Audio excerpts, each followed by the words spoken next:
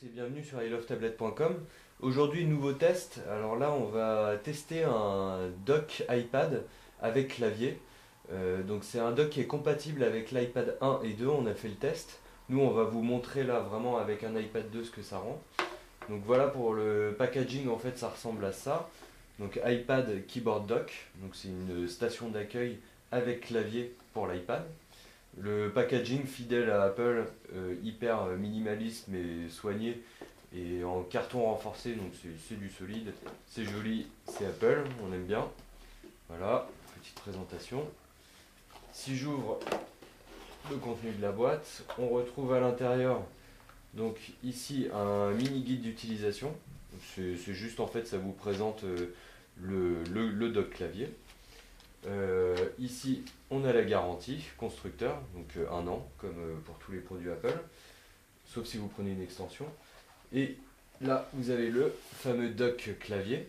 Donc ce qui est assez surprenant c'est le poids, c'est quand même assez lourd quand on le prend, mais c'est pour que ça ne bouge pas. Alors ici on a le dock connecteur pour brancher son iPad 1 ou 2. Derrière on a la sortie du dock connecteur qui permet de recharger directement votre iPad s'il est connecté sur le dock, et que ça permet également de synchroniser l'iPad avec votre ordinateur si les deux sont reliés. Il y a une sortie audio, donc sortie classique en 3,5 mm jack. Donc ça c'est une petite option et ça vous permet de transformer cette station d'accueil en véritable station d'accueil Hi-Fi si vous reliez le tout à une chaîne Hi-Fi ou des enceintes. Ça peut être assez pratique, on le verra juste après. Et derrière là vous avez un petit grip, donc c'est pour une meilleure adhérence de l'ensemble. Si vous le posez sur une surface plane comme ça, vous verrez que ça bouge très peu grâce à ce petit grip. Donc on va voir très rapidement si je mets l'iPad 2 sur ce keyboard dock. Donc il suffit de le plugger comme ceci.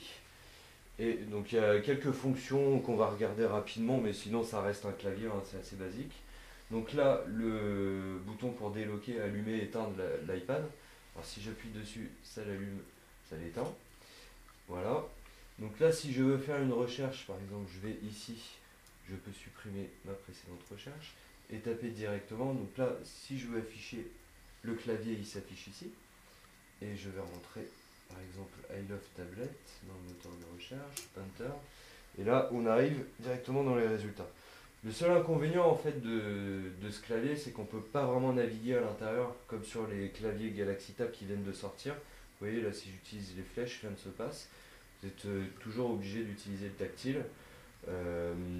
Donc en fait c'est vraiment un clavier surtout que vous pourrez utiliser pour du traitement de texte ou bien faire quelques fonctionnalités comme l'éteindre, l'utiliser comme une station d'accueil Hi-Fi avec la sortie jack audio. Autre petite astuce, donc là ici on revient sur la page d'accueil directement.